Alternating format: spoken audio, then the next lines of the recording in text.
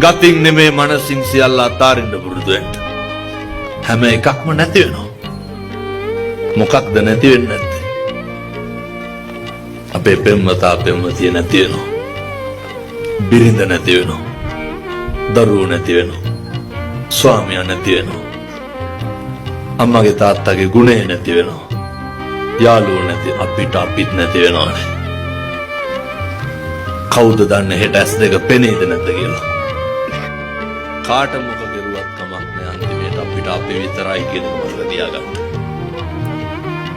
ඔය කරන සෑම කුසලයක් අපේ ජීවිතේ හැම තැනකදීම විඳවන්න වෙනවා.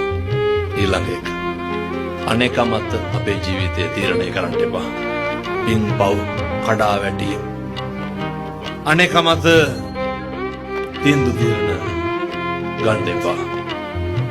මෙහෙම දේශනා කරේ කාලෙකින් හම්බෙච්ච මනුෂ්‍යාත්ම භාවය නිකන් නිස්කාරණේ නාස්ති කරගන්න එපා.